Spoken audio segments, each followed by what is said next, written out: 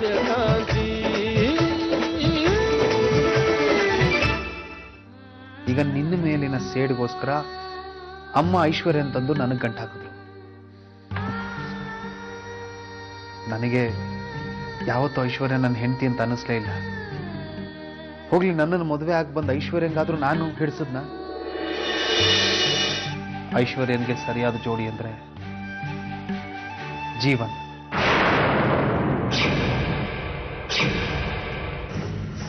ನನಗೆ ಅವಳನ್ನ ಹೆಂಡತಿ ಅಂತ ಒಪ್ಕೊಳ್ಳೋದಕ್ಕಾಗ್ತಿಲ್ಲ. ಅವಳಿಗೂ ಅಷ್ಟೇ ನನ್ನನ್ನು ಗಂಡ ಅಂತ ಒಪ್ಕೊಳ್ಳೋದಕ್ಕಾಗ್ತಿಲ್ಲ. ಹೀಗಿರುವಾಗ ನಾನು ನಿನ್ ಜೊತೆ ಬಾಳೋದ್ರಲ್ಲಿ, ಅವಳು ಜೀವನ್ ಜೊತೆ ಬಾಳೋದ್ರಲ್ಲಿ ತಪ್ಪೇನಿದೆ? ಅದು ಹಾಗಲ್ಲ ರೀ ಐಶ್ವರ್ಯ. ನೋಡು ಕಾಂತಿ, ನೀನು ಐಶ್ವರ್ಯನ ಬಗ್ಗೆ ಯೋಚನೆ ಮಾಡೋದು ಬಿಟ್ಬಿಡು. ಯಾರಿಗೂ ಮೋಸ ಆಗದೆ ಒಳ್ಳೆ ದಿನಗಳು ಬರ್ತಾ ಇದೆಯಲ್ಲ, ನಾವು ಅದಕ್ಕೆ ಖುಷಿ ಪಡೋಣ.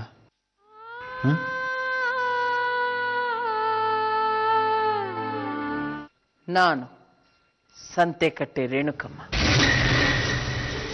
ಸುಂಟು ಗಾಳಿ ಬಂದಿತ್ತ? ನಿಮ್ಮ ಮಗಳು ನಿಮ್ಮ ಕೈ ಬಿಟ್ಟು ಹೋದ ಹಾಗೆ ಲೆಕ್ಕ.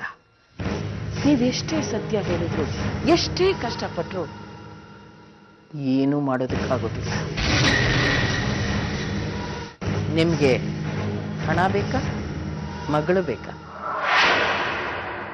ಒಂದಂತೂ ನಿಜ, ನೀವು ಎಷ್ಟೇ ಹೆದರ್ಸಿದ್ರು ನಾನು ಮಾತ್ರ ನಿಮ್ಗೆ ಹಣ ಕೊಡೋದಿಲ್ಲ. ಯಾಕೆಂದ್ರೆ ಹೆದರ್ಸಕ್ಕೆ ನಿಮ್ಮ ಹತ್ರ ಏನು ಉಳ್ದೇ ಇಲ್ಲ. ಈ ಸಂತೆಕಟ್ಟೆ ರೇಣುಕಮ್ಮನ ವಿರುದ್ಧ ಮಸಲತ್ ಮಾಡಿದ್ರೆ ಏನಾಗುತ್ತೆ ಅಂತ ಈಗಲಾದ್ರೂ ಗೊತ್ತಾಯ್ತಲ್ಲ. ಇನ್ನು ಮೇಲಾದ್ರೂ ಹುಷಾರಾಗಿರಿ.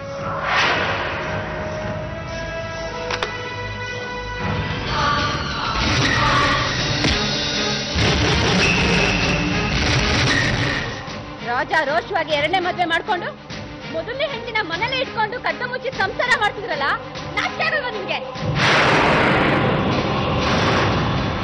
ನೀವ್ ನಿಜವಾಗ್ಲೂ ಗಂಡಸೆ ಆಗಿದ್ರೆ ಎಲ್ಲರ ಎದುರುಗಡೆ ನಿಮ್ ಮೊದಲನೇ ಹೆಂಡತಿ ಯಾರು ಅಂತ ಹೇಳಿ ನೋಡೋಣ.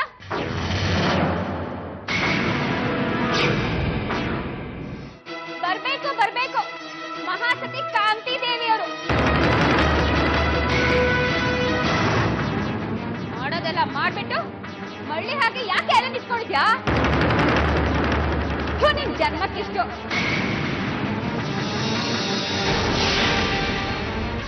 ನಮ್ದವ್ರು ಕತ್ಕೊಯ್ಬಿಟ್ಟಲ್ಲೇ.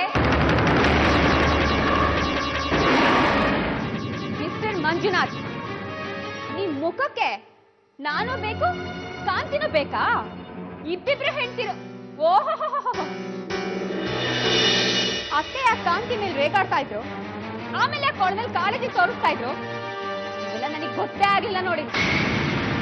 ಕಣ್ಣು ಮುಚ್ಕೊಂಡು ನೀವೆಲ್ಲರೂ ಒಳ್ಳೆಯವರು ಅಂತ ನಂಬತ್ತಲ್ಲ, ಅದು ನಾನ್ ಮಾಡಿದ ದೊಡ್ಡ ತಪ್ಪು.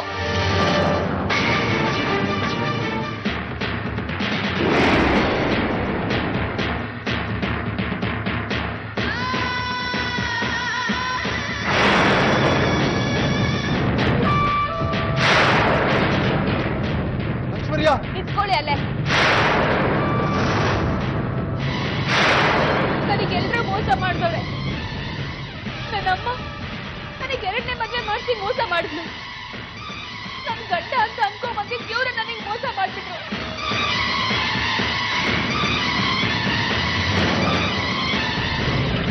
ಅಮ್ಮ ಅಂತ ಅನ್ಕೊಂಡಿದ್ದ ಅತ್ತೆ ಇಂದಲೂ ನನಗೆ ಮೋಸ ಆಗೋಯ್ತು. ಕೊನೆಗೆ ಅಕ್ಕ ಅಂತ ನಂಬ್ಕೊಂಡಿದ್ದ ಕಾಂತಿನೂ ನನಗೆ ಮೋಸ ಮಾಡ್ಬಿಟ್ರು. ಅತ್ತಿಗೆ ಭಾವ ಎಲ್ರು ನನ್ನಿಂದ ಸತ್ಯ ಮುಚ್ಚಿಟ್ಟು ಮೋಸ ಮಾಡಿದ್ರು. ನೀವೆಲ್ರೂ ಮೋಸಗಾರ್ರೆ. ಇದಕ್ಕಿರೋದು ಒಂದೇ ಒಂದು ಪರಿಹಾರ.